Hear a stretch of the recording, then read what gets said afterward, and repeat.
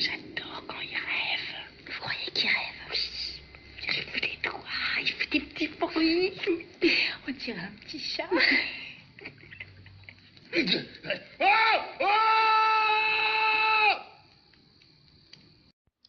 Et salut à tous, on se retrouve pour l'épisode numéro 28 de Warhammer Made by Amateur. Allez, pour cet épisode 28, une autre partie scénarisée entre Orques et Gobelins et Roi des Tombes avec mon collègue, et c'est un scénario qui s'appelle Trésor caché. Alors comment ça se passe, Trésor caché? C'est très simple, il y a 3 trésors cachés dans les régiments Orques et Gobelins. Voilà, ils viennent de faire un pillage dans une nécropole Roi des Tombes dans les terres arides, ils sont en train de remonter là vers leur territoire dans le nord. Et le joueur orc et gobelin peut cacher comme il désire les trésors dans ses régiments, et seulement dans ses régiments d'infanterie par contre, c'est la seule restriction. Après il peut en mettre, je sais pas, 2 dans un régiment de gobelins et 1 dans un régiment d'orques costos, ou bien il peut mettre ses 3 dans son régiment d'orques et gobelins, d'orques noirs par exemple, voilà. Donc le but des rois des tombes par contre, c'est d'abattre en fait tous les porteurs de trésors. Alors bien sûr les trésors sont cachés dans les régiments, on ne sait pas quand on est joueur à des tombes où sont ses propres trésors. Donc il va falloir abattre tout le monde et bien sûr empêcher les orques et gobelins de conserver leurs trésors jusqu'au 6e tour. Donc à cette partie,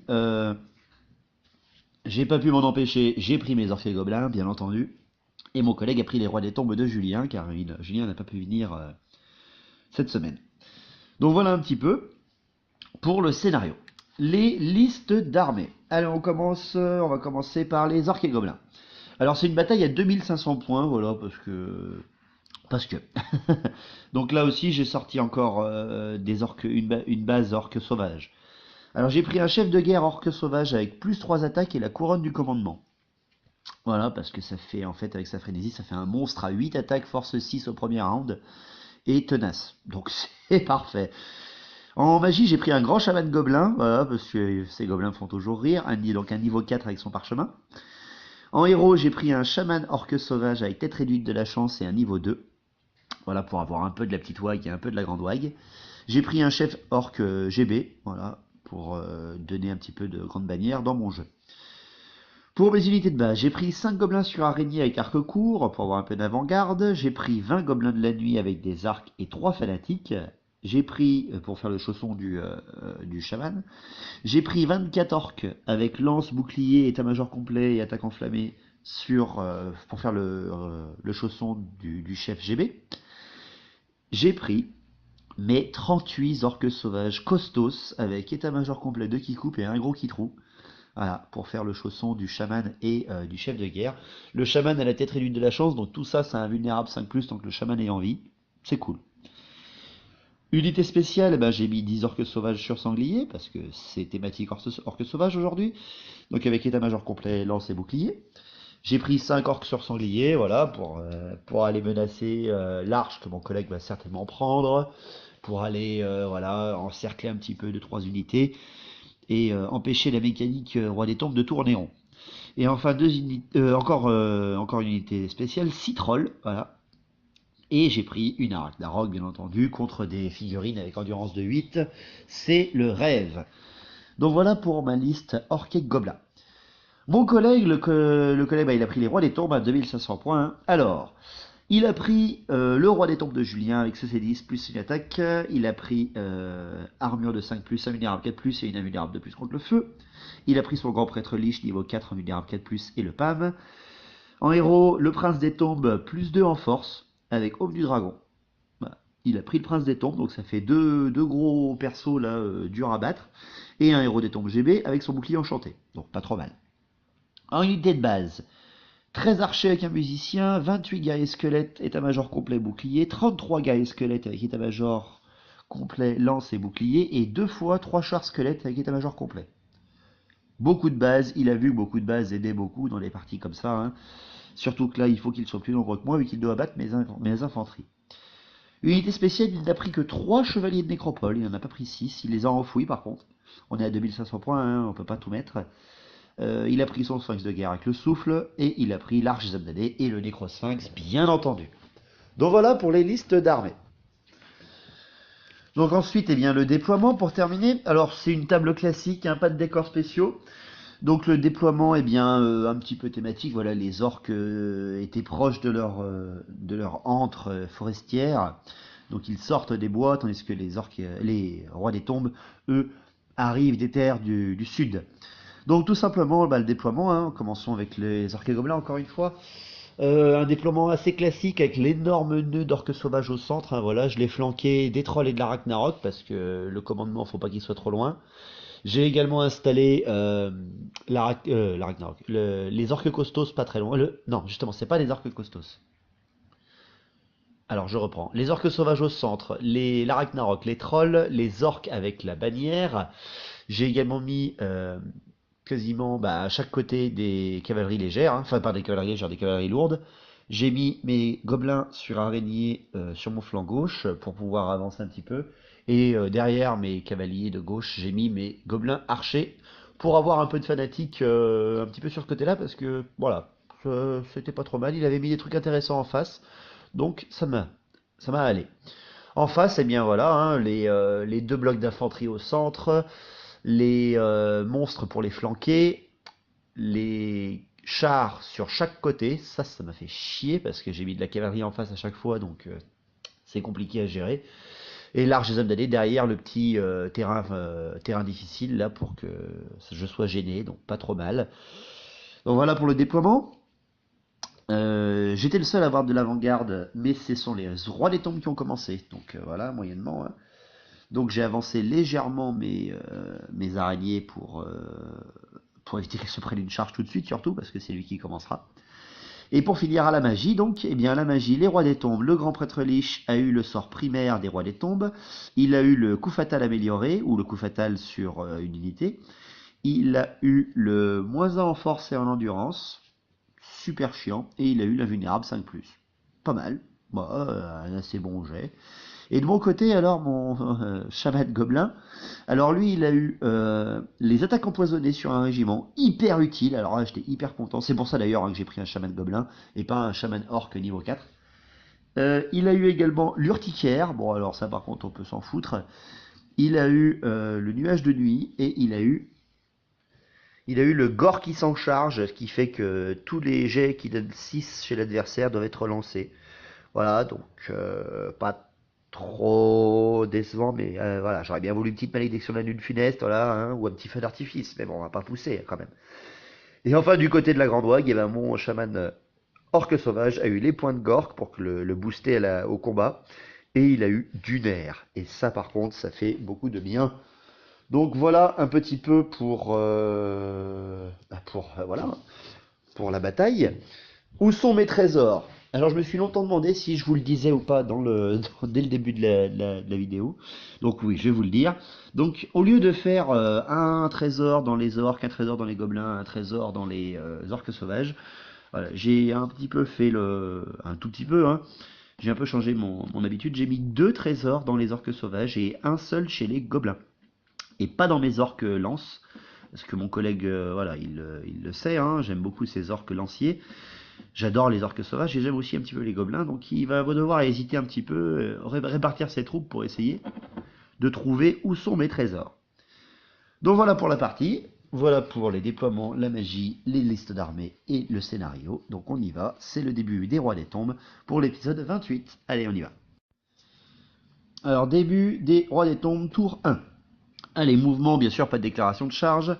Et mon collègue avance en fait en un grand entonnoir, en fait, hein, il essaie d'attirer un petit peu mes cavaleries. Il se protège quand même du petit bâtiment, enfin du petit bâtiment, des pierres infranchissables sur son flanc gauche, pour éviter en fait que mes chevaliers, enfin chevaliers, c'est peut-être un grand mot, que mes cavaliers orques le menacent. Il avance donc avec ses mouvements de base, vu que les rois des tombes ne peuvent pas faire d'avancée en marche forcée. Voilà un petit peu. Pour la magie, il fait 4 et 3, et il gagne 3 dés de plus avec l'arche. Je sens qu'elle va me faire chier cette arche. Donc il fait pas de canalisation par contre.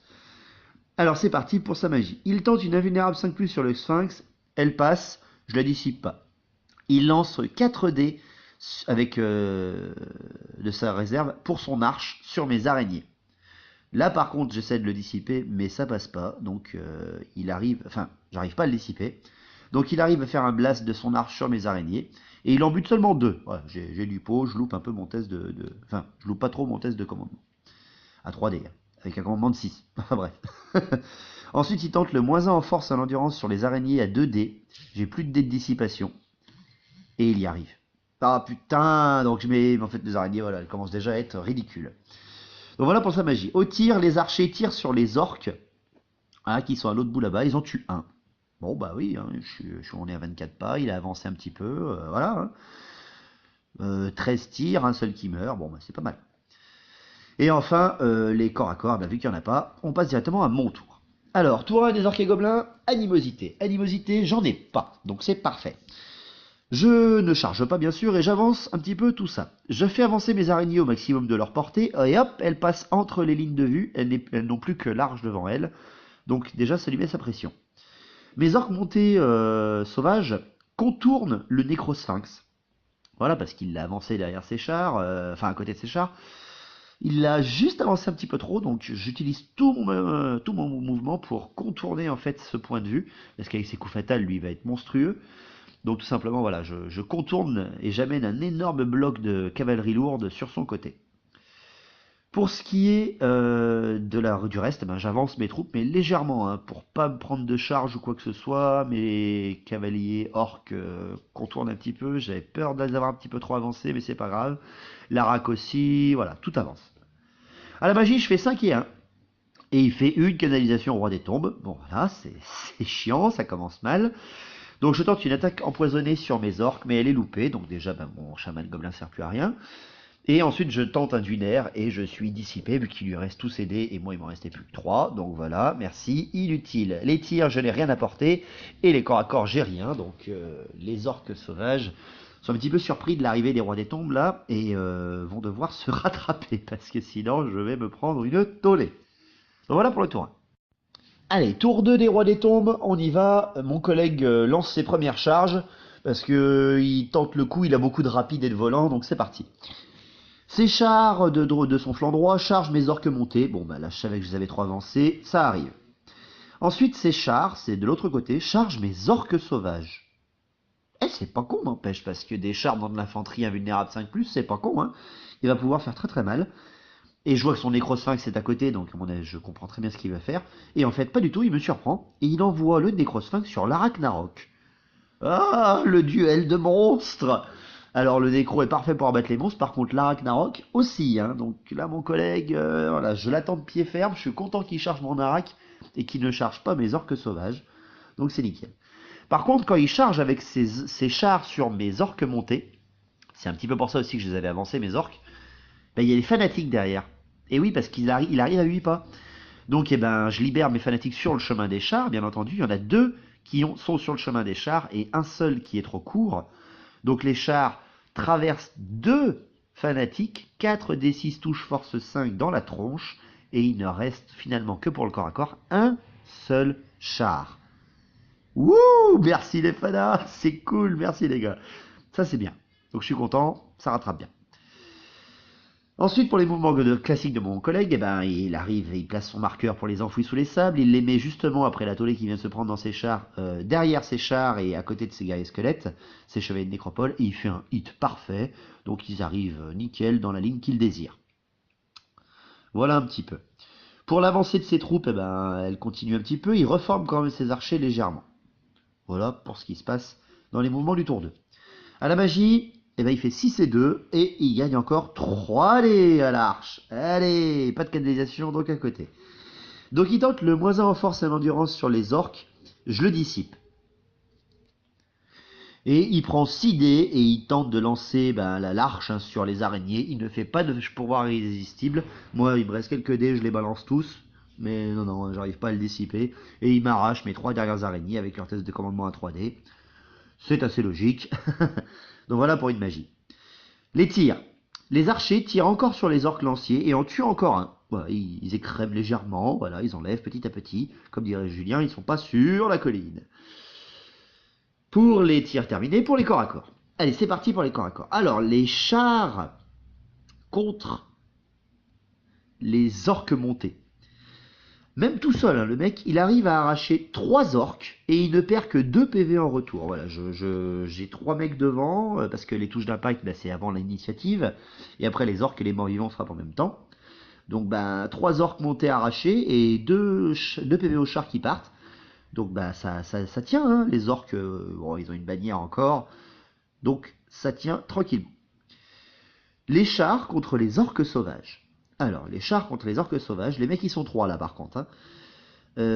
Bon, faut pas rêver. En face, c'est des orques sauvages costos. C'est le premier round de corps à corps. Ils ont donc force 5. Donc j'arrache tous les chars, bien entendu. Mais c'est pas avant qu'ils me tuent 8 orques sauvages. Donc c'est quand même pas mal, hein.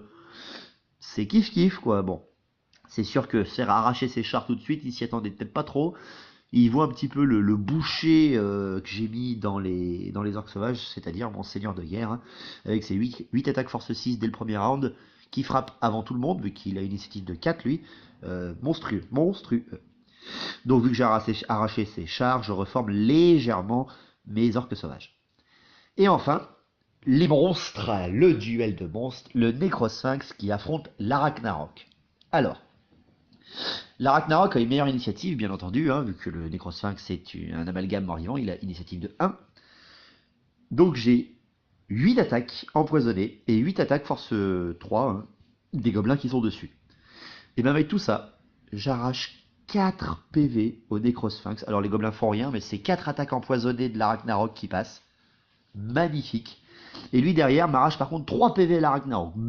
Ça se frappe énormément, hein, ça fait très très mal.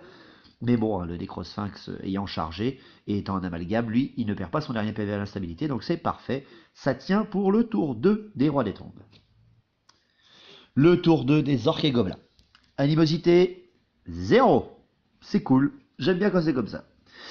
Donc, je déclare une charge, bien entendu, je déclare même une double charge. Je charge avec mes trolls et mes orques sauvages sur les guerriers squelettes avec le roi et la GB. Et j'arrive à charger avec les deux. Du genre, les trolls, ils avancent de 12 et les orques sauvages, ils font un 12 à la charge. Voilà, donc ils avaient envie de se battre. Donc voilà, je fais une charge multiple sur ce régiment monstrueux.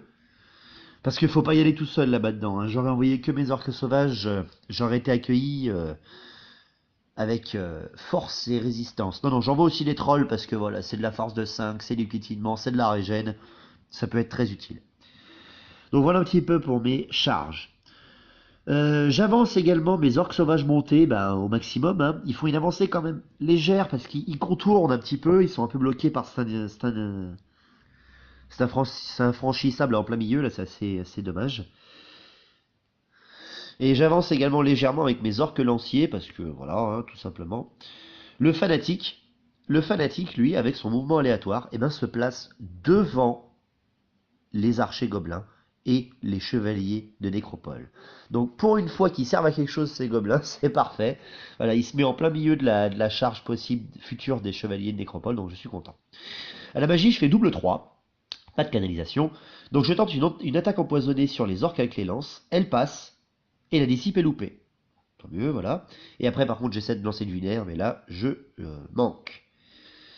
Donc tant pis pour moi. Les tirs, les gobelins sur les gobelins archers, hein, tirent sur les guerriers squelettes avec le prince, et j'en tue un. Voilà, 20 tirs, un homme mort, bon, faut pas pousser non plus, hein, c'est des gobelins. Voilà pour les tirs. Les corps à corps. Alors, les corps à corps, le char contre les orques montés, ouais, non, là, sa chance ne pouvait pas durer trop longtemps, surtout qu'il lui reste plus qu'un seul PV, donc je l'arrache, j'arrache son char. Il me fait rien dans mes 2 derniers cavaliers. Le Necrosphinx contre l'Arachnarok. Là, il n'y a pas de surprise non plus. J'arrache le Necrosphinx sans qu'il me blesse mon Arachnarok. C'est parfait, c'est nickel, j'aime cette Arachnarok. Elle est vraiment faite pour abattre ces amalgames. Elle est magnifique. Je la reforme juste derrière. Et enfin, l'énorme nœud de combat au centre avec orque sauvage, troll, guerrier squelette, roi, général des 2 côtés, enfin, etc. Alors, c'est une belle mêlée, hein, j'aime bien quand c'est comme ça.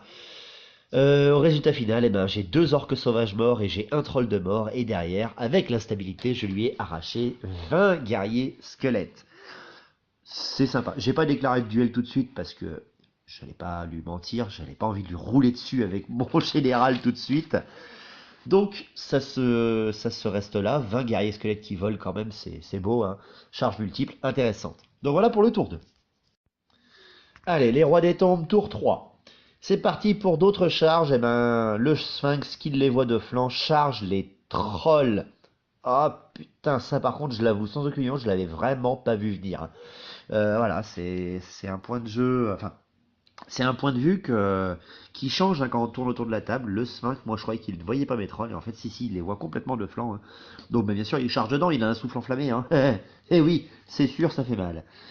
Pour ce qui est des chevaliers de nécropole, eh ben, il les fait charger les archers gobelins. Ah, donc, ben, voilà, il doit traverser un fanatique, hein. Donc, avec les tirs en riposte et le fanatique, eh ben, j'enlève 4 PV dans les chevaliers de nécropole. 4 PV, hein. Donc, il y en a un qui arrive blessé et un qui est mort. Parfait. Le guerrier squelette et le prince, enfin les guerriers squelettes et le prince, chargent également mes orques lanciers et ils arrivent au contact. Puh, ouais, c'est violent, hein. Tout le monde y va. Donc voilà pour les charges. Les dernières reformations, ben, les archers et l'arche se reforment légèrement. Magie. 6 et 3, il fait mon collègue, et il gagne 2 dés avec l'arche. Donc il tente un moins 1 en force et en endurance sur les trolls. Il y arrive, mais je le dissipe. Voilà, parce qu'il faut peut-être pas pousser. Et ensuite, l'arche vise mes archers gobelins.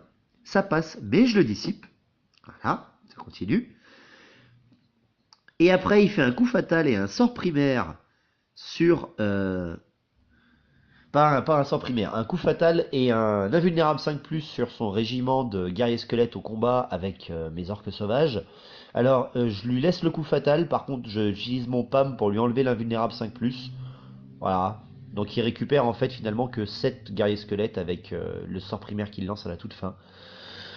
Donc voilà, hein, ça repousse légèrement, c'est pas des morts vivants heureusement, hein. Enfin c'est pas des morts vivants de Sylvanie, hein, c'est que des morts vivants de Nekara, et encore heureux, parce que sinon là les 20 ils seraient vite repoussés, hein. Donc voilà pour la magie. Les tirs, les archers tirent sur les orques sauvages montés, parce qu'ils sont reformés. Ben 13 tirs, hein, vu qu'ils... Mais non, hein. Non, non, non, là c'est des orques montés, il y a un petit peu d'armure et de l'air vulnérable, rien ne passe. Les corps à corps.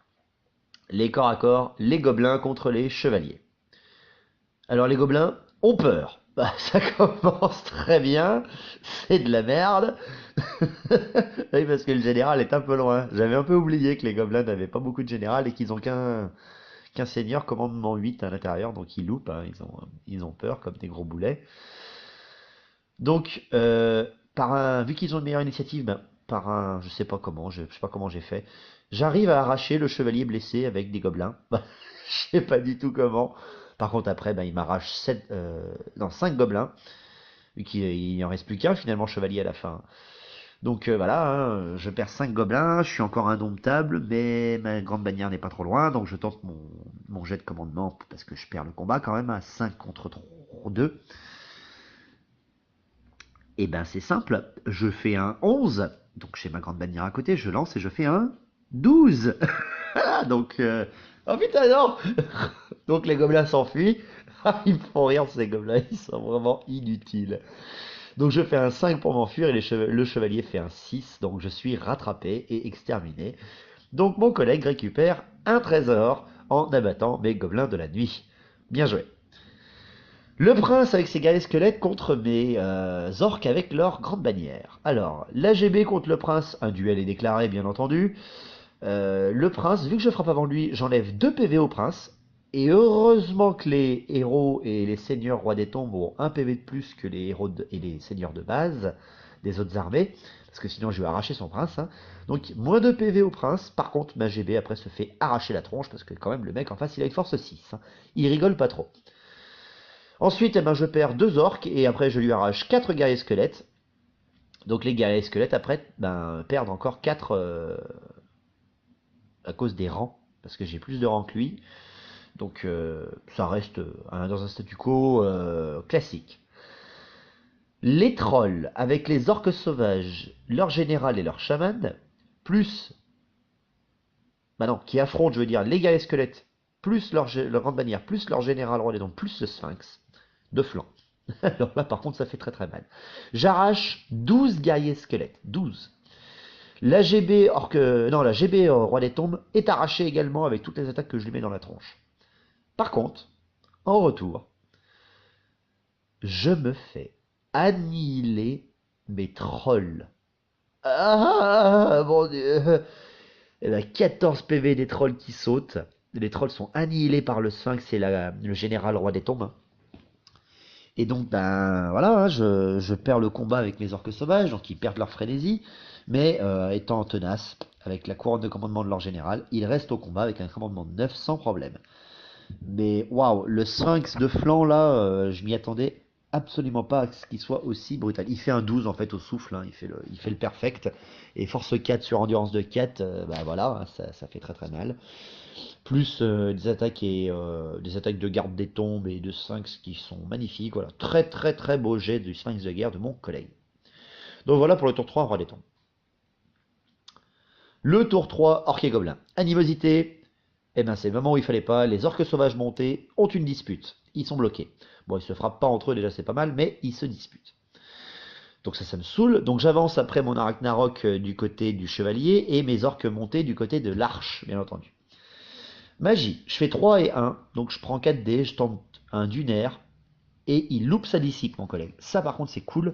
Donc mes orques sauvages à 9, enfin, à 9 pas autour du chaman orque sauvage, donc on dit seulement les orques sauvages et leur général, peuvent relancer leur toucher raté.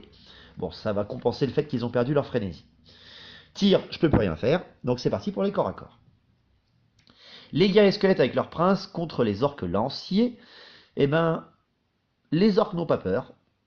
Ils en perdent 4 d'entre eux et je tue 5 guerriers squelettes. Donc il en perd 2 autres avec l'instabilité vu que j'ai encore un rang de plus que lui. Donc ça maintient de ce côté-là.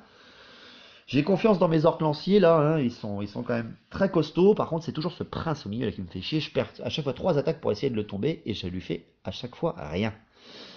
Donc voilà pour ce corps à corps là.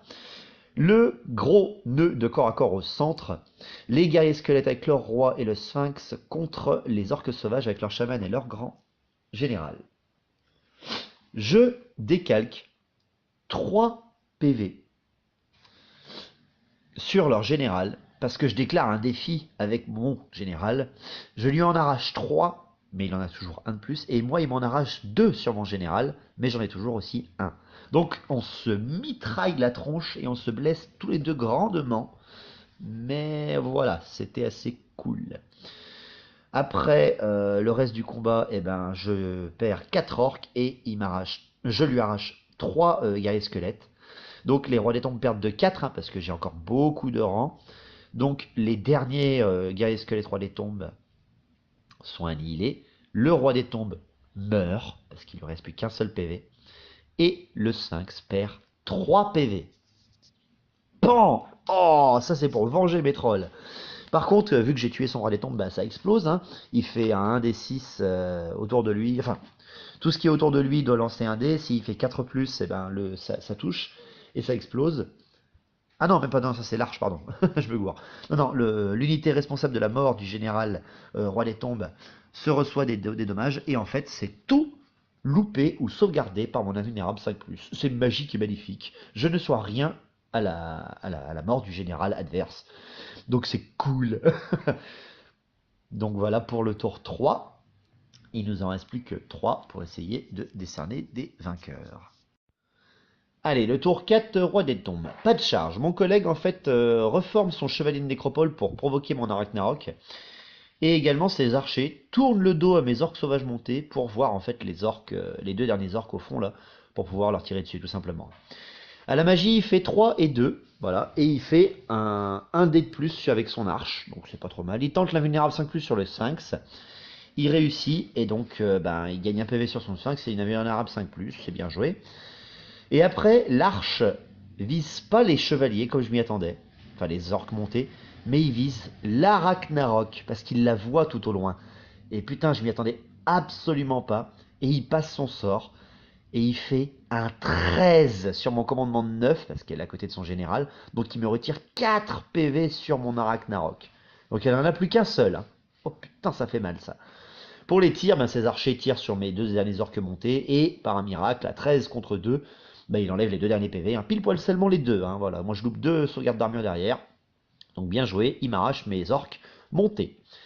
Pour les corps à corps, les guerriers squelettes avec le prince contre les orques lanciers, je perds 6 orques et lui 3 guerriers squelettes. Mais bon, les orques tiennent parce qu'ils sont encore indomptables par rapport à lui. Donc voilà, j'ai du pot, mais là, voilà, allez, on tente le tout pour le tout. De toute façon, ils n'ont pas de trésor, donc je m'en moque.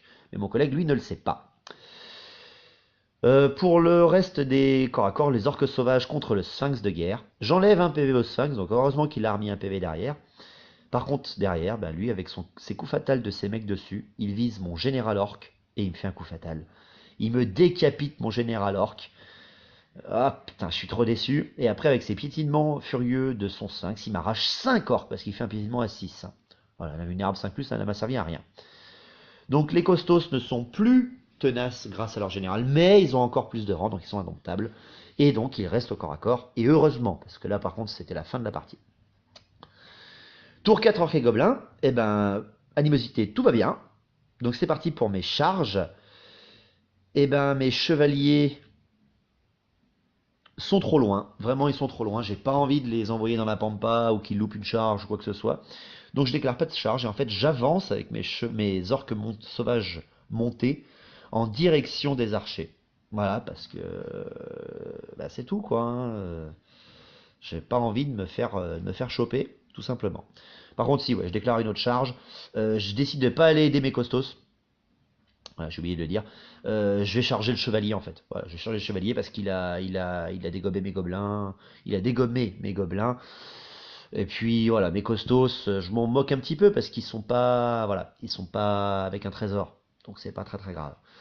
J'expose un peu mon Arachnarok en chargeant le chevalier là, hein, mais bon, c'est pas très grave. J'y vais quand même. À la magie, ben, je fais 6 et 4, donc pas trop mal. Je lance un dunaire, mais je le loupe.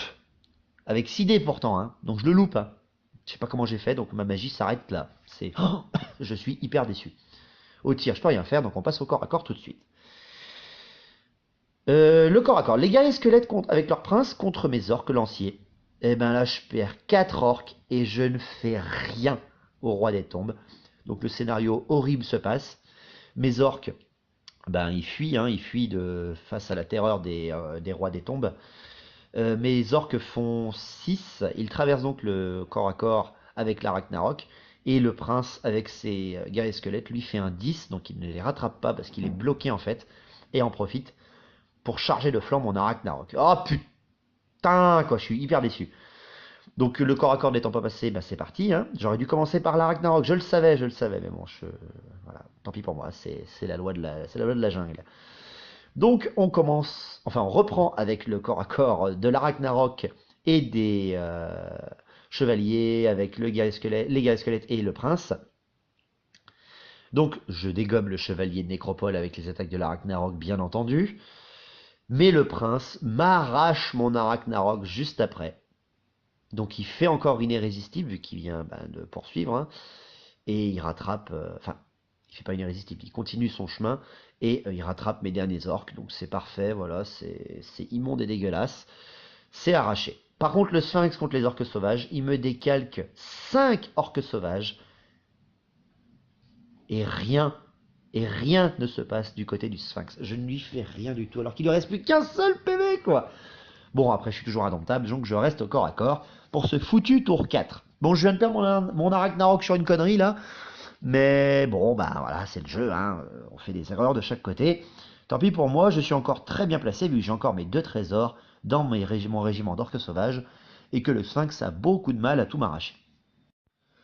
Tour 5, roi des tombes, eh ben il reforme son guerrier squelette, enfin son prince et ses guerriers squelettes, là voilà, vu qu'il a quasiment plus rien à charger. Il reforme également ses archers et son arche pour pouvoir voir en fait mes orques sauvages monter. À la magie, il fait double 5, pardon, excusez-moi, et il gagne un dé à l'arche. Donc il tente moins 1 en force et en endurance sur mes orques sauvages, et ça passe, et je loupe ma dissipe, donc ça me fait chier. Il tente également une invulnérable 5+, sur son sphinx, elle n'est pas dissipée, je le loupe encore une fois, donc il regagne encore un PV sur son sphinx, et après il tente le coup fatal sur ses archers, et rien, parce qu'il peut le faire encore, il a encore des dés, et là, il y arrive. Donc, ça me saoule. C'est parfait. Et enfin, avec son arche, pour finir, il vise les chevaliers. Il y arrive à 1 dé, et il fait un 8. Donc je perds un chevalier. Je m'en sors bien quand même, hein, parce qu'ils ont un commandement de 7, les mecs. Ils sont pas trop mauvais. Au tir, les archers tirent sur mes orques montés, et ils m'en décalent que 1. Voilà, bon, bah, ils sont un peu moins armurés que les autres. C'est le jeu, c'est le jeu. Et enfin les corps à corps, eh ben, les orques sauvages contre le sphinx, parce qu'il n'y reste plus que ça en corps à corps, au tour 5 des rois des tombes. Je perds 2 orques, par contre, je ne fais rien. Rien de rien sur ce sphinx. Donc bah, le sphinx il reste, hein, pas de souci, il est amalgame mort-vivant, il s'en moque lui. Hein. Donc bah, voilà, ça reste là pour le corps à corps. Tour 5 des orques et gobelins, animosité, rien ne se passe, donc là c'est parti, je lâche les chiens. Les orques sauvages montés chargent les archers, hein, voilà. Il peut pas maintenir sa position étirée parce qu'il est mort-vivant, donc c'est parfait, je vais lui rouler dessus. À la magie, je fais un double 2. Je tente le lunaire à 4 dés sur mes orques sauvages, et j'y arrive. Et là, ça va tout changer parce que mes orques ont la relance. Et là, ça va être très bon. Au tir, je peux rien faire, donc on passe directement au corps à corps. Et là, c'est le massacre inconditionnel des rois des tombes, car j'arrache son sphinx avec mes orques sauvages grâce à Duner, hein, et j'arrache 7 archers et ne perds qu'un seul chevalier en retour. Enfin, orques montés. On peut les appeler chevaliers parce qu'ils ont fait un bon rouleau compresseur. Bah, j'arrache en fait voilà, hein, les archers parce qu'avec l'instabilité ils explosent malgré mon moins en force et en endurance. Hein. Donc voilà, c'est parfait, j'arrache ce sphinx et j'arrache ces archers, je nettoie le centre de la table au tour 5. Mort du hiérophante à la fin de la partie, enfin à la fin du tour 5. Test de commandement chez le prince, rien ne se passe. Test de commandement chez l'arche, rien ne se passe. Voilà, donc c'est pas trop mal. Tour 6, pour terminer. Le tour 6, roi des tombes, ben, la mort du hiérophante doit être testée. Et là encore, bah, il se passe très bien dans ses jets de commandement parce que rien ne se passe. Donc c'est cool. Hein. Donc il avance un petit peu son prince avec ses squelettes, mais bon, là ils sont beaucoup trop loin, ils ne peuvent plus rien faire jusqu'à la fin de la partie. C'était leur dernier petit mouvement. Magie fait 4 et 3. Donc il prend 6 dés. Moi j'en ai que 4. J'ai qu'un niveau 2. Et il lance l'arche sur mes chevaliers. Mais parce que je les appelle chevaliers maintenant. Sur mes orques montés sauvages là. Et là, regardez ce qu'il fait. Il m'arrache 6 chevaliers, 6 orques montés sur sanglier, 6 orques sauvages qui sautent. Oh, putain, c'est... Alors là, il me les arrachait, franchement, je pétais un câble. Donc voilà, bah, il arrive parfaitement à me pourrir le régiment, il m'en arrache 6. Mais bon, vu qu'ils sont frénétiques, ils me disaient psycho, aucun problème. Il reste au corps à corps, pas de tir et pas de corps à corps pour ce tour-là, pour ce tour 6 des rois des tombes. Il termine sa partie quand même sur une belle note. Et enfin, pour mon tour 6, je termine le jeu en faisant le test d'animosité qui me foire tout, parce que les orques sauvages se disputent comme des gros cons. Voilà, ils auraient pu charger un petit peu le prince et tout, par un coup de chance, mais non, bah, ils se disputent. Animosité les orques. Ils ont tabassé tout ce qu'il y avait autour de lui, donc maintenant ils se disputent sur les cadavres. C'est parfait. Par contre, je charge avec mon dernier orque monté là sur l'arche, parce que j'ai envie de la pourrir, vu ce qu'elle vient de me faire. À la magie, rien ne se passe avec mon mage orque sauvage, donc je passe outre directement. Au tir, je peux rien faire, donc on finit par ce corps à corps de l'orque sauvage monté sur l'arche. Ben, j'enlève qu'un seul PV à l'arche, un seul PV qui saute. Et derrière, ben, lui, il a 2 gardes des tombes avec armes lourdes, donc il m'arrache mon chevalier tout de suite. Donc voilà pour la fin du jeu. Les rois des tombes ne sont pas annihilés, mais les orques sauvages n'ont plus qu'un seul régiment sur la table. Waouh, ça fait très mal. Donc, résultat du jeu, résultat du scénario, les rois des tombes ont récupéré un de leurs trésors. Par contre, j'ai encore 2 trésors dans mes orques sauvages. Donc, je gagne le scénario.